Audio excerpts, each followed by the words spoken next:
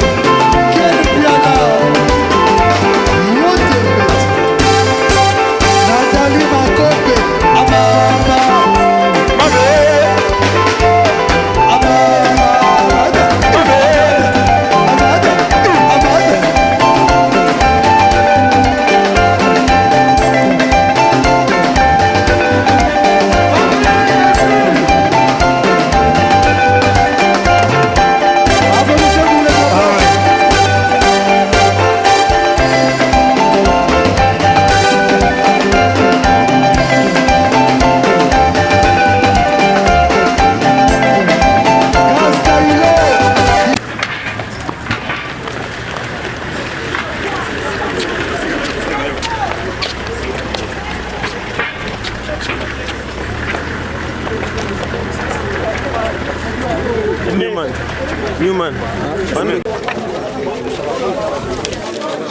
Fungula.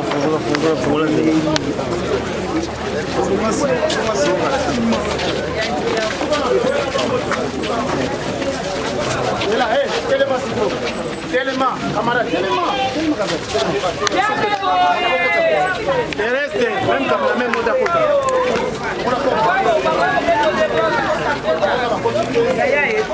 Voilà, donc on continue. Déjà que dans toi à Sanef, on a causé une journée exclusivité. Donc je vous rappelle que toi on a film pour news. Donc je n'ai mon Cynthia Kapashi. Donc c'est bien naïe, tout naïe. Impression naïe ni naïe non vraiment. Qu'on perdre l'IWA, qu'on perdre plutôt ADT à qui pour une awenge musique à mes mère. Bonjour. Bonjour chérie, bonne. Le lot sans polémique. Matanga. C'est bien. Tout le monde est présent, tout le monde depuis la mort, que tout le monde soit à Sanef. Tout le monde a impression des années par rapport à l'UAD. Et ça m'a sentiment de tristesse, moi quoi ya ba pire vie à Tchaboua là. Aza il m'entend conseiller trop à DT. Alors comme il a trop c'est moi il m'entend pesanga ba programme ya wenge maison mère.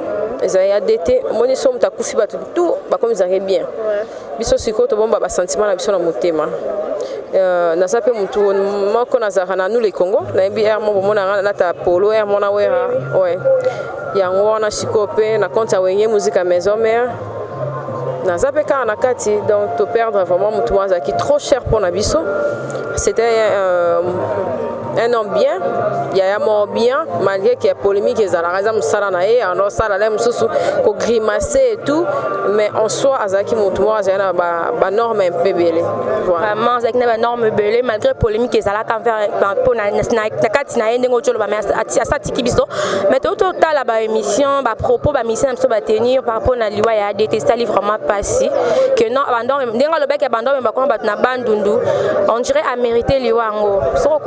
Par rapport à ma propos. Non, mtaboma mtezaka nzambe mtakata mtu pema ezaka nzambe malgré batamokili bazala na bango ezaka wa job kende tenter mais aussi ma molimo te son nzambe ezaka mamoka bat ba créer mais son nzambe ba ki obota mabongo okufa air wana okufaka ngana na double choc quand même place to kunda Olga ngiana samedi to zaki a pire master na Olga quand même place ce moni vie est compliqué même se fait ba ntaba zana bomo ba eba eteke ba Olanda na bongo bakufi le même samedi Olga Koufi Adeta Koufi na 3h je pense et Olga ba 4h do balandani omoni wenge perdre Congo et perdre donc et ça pena mabe bato baloba wana bon yobika kina okanga mutu munote mais ça vraiment mabe po ezaka mutu lo bonga na nga kota vraiment troté pour na solana batu mingi bien omona soro côté comme ya comme mutantsone ya comme motalo na lismo boye na éviter pena ba mbona mais il faut qu'on éviter pour les habienter voilà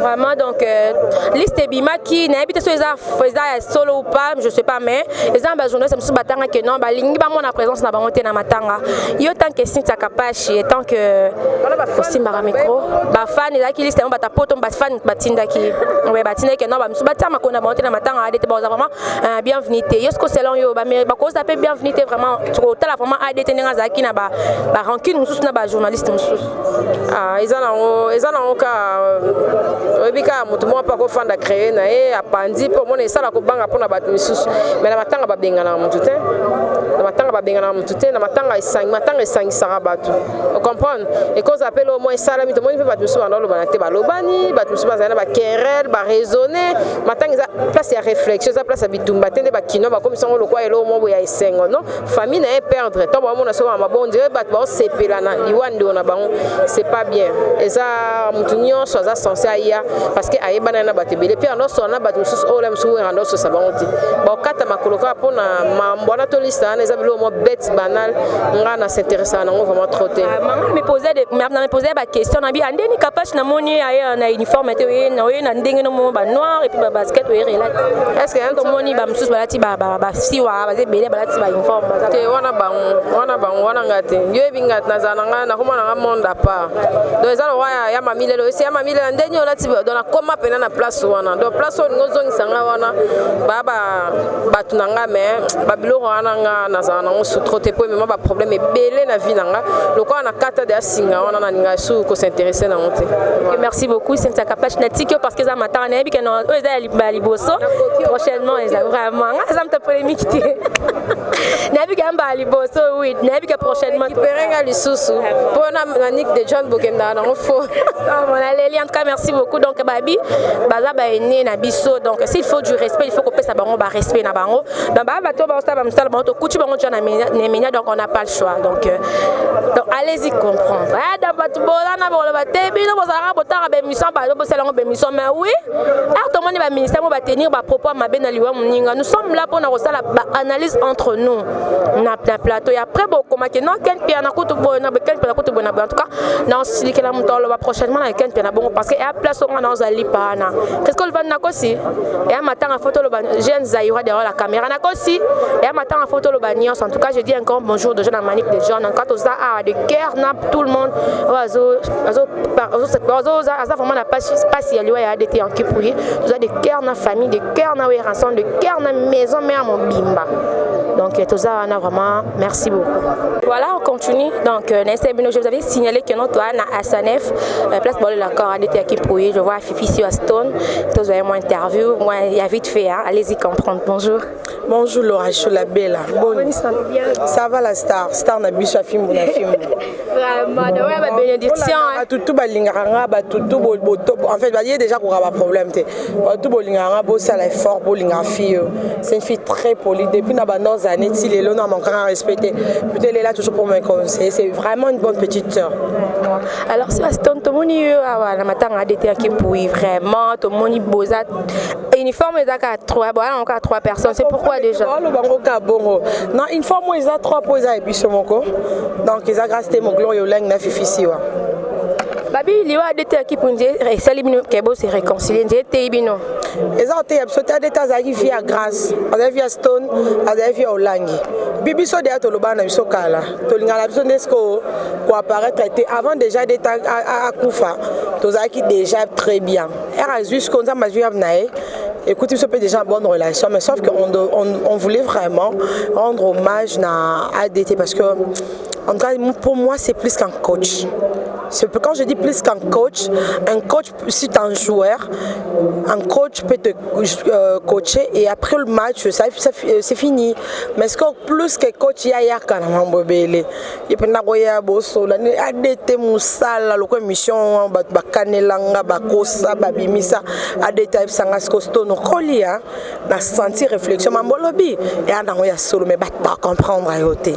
Le quoi pas comprendre à yoté, l'essentiel salam sano, ADT ba fingi, ba kosenga makambo, oh, parce qu'ici on est en wanati. Donc il y a qu'on a pour nous payer sa force. Même quand ça marche pas, jusqu'à des temps on papa, na ex nanza benazo yeba te présent na nga aussi mbate petit na nga mikiti saboter ko sortir moi c'est mikiti sara. C'est bon, boy, zo bon, zo transport. On a pas voiture na kino, outi bena la vie mo boit bien l'Afrique du Sud qu'on a kiné mo zo ba taxi, il y a des tests comme ça faut tirer assez. Maintenant le bara ngai so ba mort ba yo kraim ta bien na batna ki na biso ba trésor lumière ba yama ba sankara de kuta wewa ba perogement na mboka ba ya Noël ba te belé. Donc ça ba maman na ko lo ba on télé le pito ça ne ba maman biso de sanga o ata mobile no yebate. donc il a dit qu'à côté le niveau moi bois des tata 2 heures na bengi moi m'daka la même na souka awatia kufa bah le 21 boiti bah le 15 pendant le 14 on a beau santé a dit déjà un problème elle était na dérangé habiter c'est pas un problème du tout parle a dit était na lobby ka habiter loba on habitait tam suma Renata Mutara problème t'as dit déjà que non tu es ma petite sœur donc c'est ça il y a l'accès biso ko dola ya ozala yé mazaki penza social non ya balé kebele lo achobino tam subozanga a été mon boy azang na carrière na bino même zamba yebi apia bisovi yemta récupérer nyonso. Alors pour nous autres tenter d'un petit coco tanayo le lot total il interview à batou parce que tu mais vous aurez info na source pour te poser la question sur terrain tu as eu info tout le monde émission total il propos émission émission ta tenir na télé na simaliwa ya DT pour yem ta basala ba live émission li kamba bandu nous kaya même makomba na bandu ko bandu non le kundi c'était pas chaud et puis il fait rigoler balbaté ya kabakete sans carré pour hériter le kamba bandu ndwana siko na simaliwa DT ya kimpu ya propos li kamba bandu. Moi, en résumé, on ne me dit pas que les morts ont raison. Ils ont su de faute parce que ça a boulamoute. Mais à des théoana, pour bailler baba musicien presque, je parle de maison mère. Pour bailler baba on a poto, on a teka image dans mon ciel d'été. Bah petit concert on a la samba boye répétition et comme a pas dit que musique basomba on c'était adéquité à Kimpoi. À Moutou, avec parfait. Des fois on a quand on a n'importe quoi. Mais moi je ne pense pas qu'il y a adéquité avec la capacité de ma combo.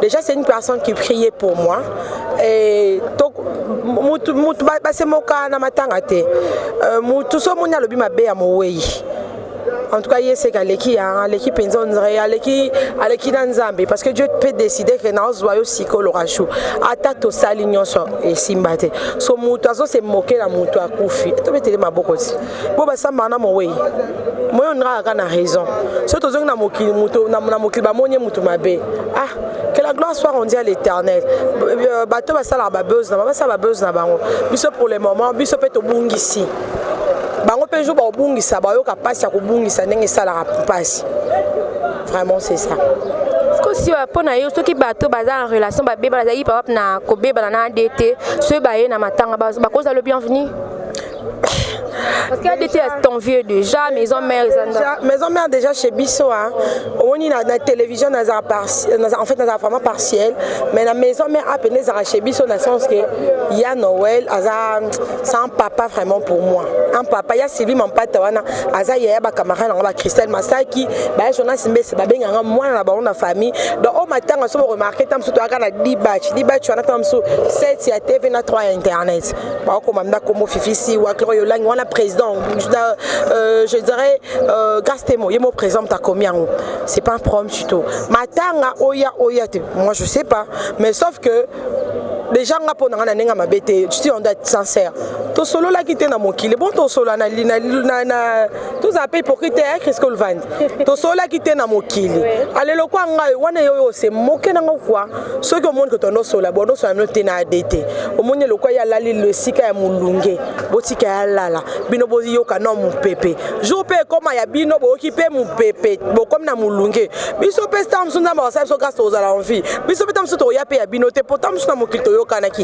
c'est clair yaya quand tout le monde présente à Fabro na matanga et salut et ça ngandeni matanga ya mwengeti yo na ba bonne relation ya mona wera faza mona wera fa c'est wera en fait en vrai c'est wera c'est en vrai fa c'est wera en son ba ça bazara bon décalé l'autre fa dernièrement autant aux salaire on est na maison mère fatile lo déjà azala kana wera lelo na matanga jour ka on était fois azaki dernièrement matin puis baza ba voisin na wera en son à part ça na ba musicien nyons oyo wera bimisa oyo we habimisa ou baza en bonne relation na ADT ou pas mais ADT wana mta teka image na bango na poto ADT wana mta sala ba ye babango ADT wana en fait yana ba ADT na autre côté ka image na lo ba teke we ra coachete yana de asel makamnyo mais muto vendre no to mona ken piana au sali émission mais atie mbongo ya montage atie mbongo ya nyonso ADT sko ya qui envoyer le message dans so lingolo ba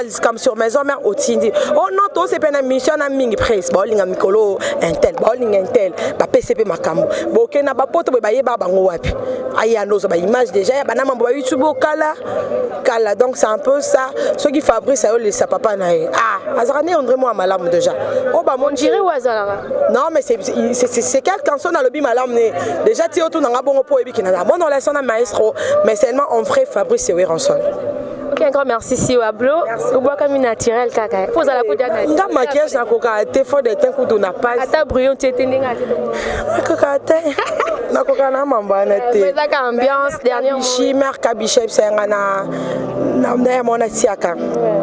Dernier mot quand mon film net na film quoi. Pour nga pena on dirait la contrat nga déjà vie. Donc nga pena ata 3 mois te cardon déjà. So na yekra na salle donc na maman très sérieuse on a banda landela mais sinon na linga no mingi pour na bateau peut-être balinga mingi na bousse téléphone pour nous contacter vous m'appelez par le même numéro 00243 84 444 79 00 00243 84 444 79 00. So ba 5 peine mais on pas travers on a mais ça yo déjà te yo l'aura choisi wa déjà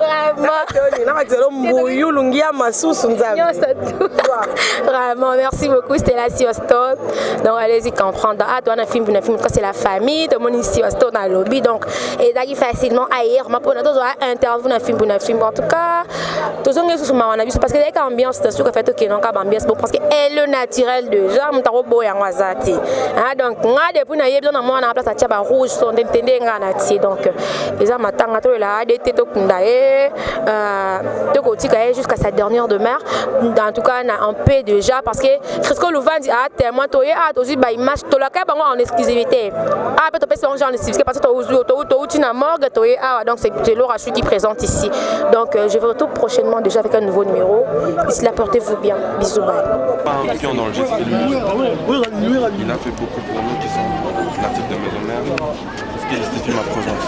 Mais par contre, tout ce que j'aurais à dire c'est qu'on doit se mettre quand on est vivant.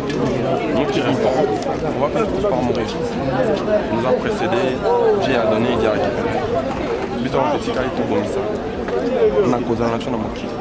Je pense que on va tous finir par mourir. Tout ce qu'on a sur terre, nous dit qu'on veut tout. Mais tant qu'on va mourir, tout le monde, c'est moi, la pitié de la vie, et je la bien pour l'avenir céleste. Voilà, donc tout ça qui est connecté sur Fimbo News avec Ken Piana. Quand nous avons dit na Katia Sanef pour na cause de image en exclusivité à l'été à Kimpouye. Voilà, je vois la presse en ligne présente, je vois la présence de Pierre Roger moi Namboka. Auto Zoaeto solo la moi bon souvenir nini à Tikala qui n'angona à l'été à Kimpouye Pierre Roger moi Namboka bonjour. Bonjour ma soeur. Donc on est de cœur avec vous déjà ma condoléances ta part. Merci. Oui ça souvenir nini a bien au Tikala n'angona à l'été à Kimpouye.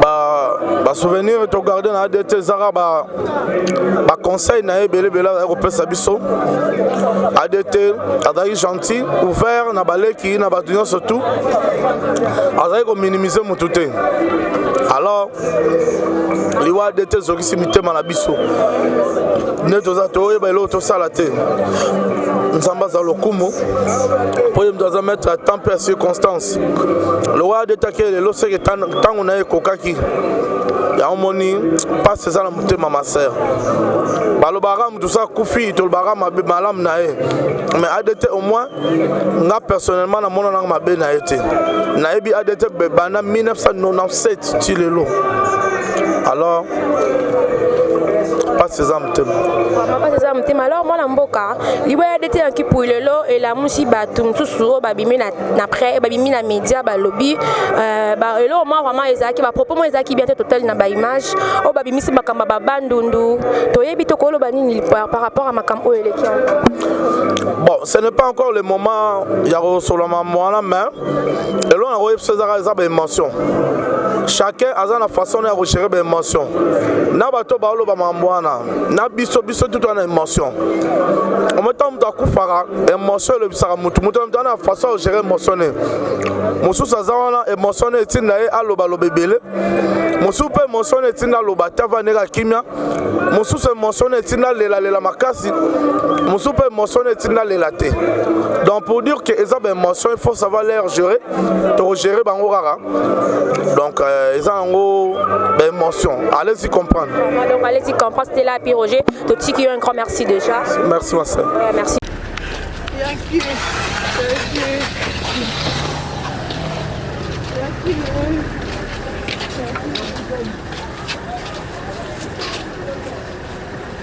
Yaki nangaye, puis nangaye, kapusolo chachelo kibote. Okoya yote yaki. Binese, Binese, mama nangai, mama nangai, kia nangai Binese, kia nangai Binese.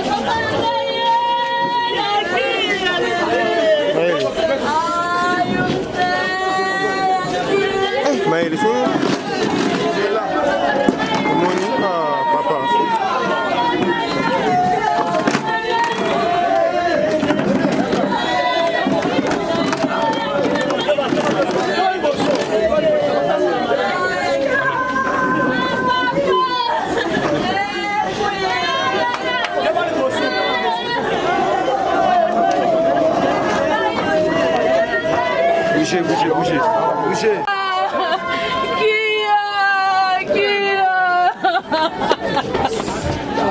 Kia basi, Kia. S'il vous plaît, faut là.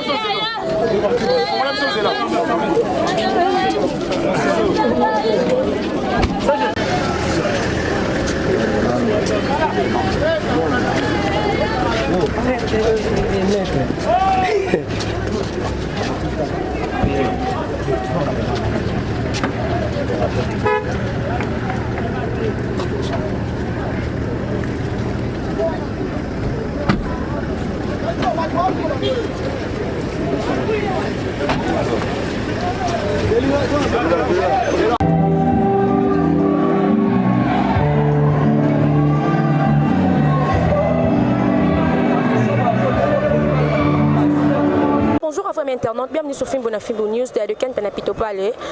Donc comme je vous dis toujours chez Laura Chou, bébé de la presse congolaise. Donc nous sommes là proche de l'actualité. Tout avec l'actualité, il y a matin, il y a ADT, il y a Kim Pouisté, le Londe sorti à Cornaïen à cimetière il y a 51 heures.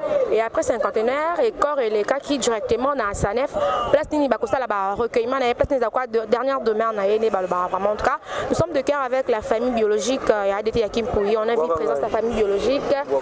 Je suis la présence de mes confrères, hein, donc à presse en ligne, donc à bien boire à Bango, donc malheureusement matin à tout boire à Batoté. Donc nous sommes là, comprenez, donc ça que presse internet qui présente plutôt presse en ligne qui présente et à télé ça qui wana pona ko dernier ko rendre ADT qui pour dernier au match na Bango en tout cas. Bis l'équipe ne Fimbo na souhaité bino que non, je vous avais dit déjà, je vous avais informé que non aux image en exclusivité. Bref, on est que bon il était là na morgue à 51 ans eu une interview. Après, on a continué à Sanef pour la dernière demeure quand il y a des Yankee pour. En tout cas, nous présentons nos sincères condoléances à la famille biologique ainsi que musicale de ADT Yankee pour. Oui, rançon du roi de la forêt. En tout cas, on est de cœur avec toute l'équipe Wenge Musique à Maison Mère. Pourquoi pas dans ma famille biologique. En tout cas, je vous dis que non. Toko Tanaka, tu peux te image, Neni Nikor, Neni Matang et sur les Kanaka, tu vois, merci.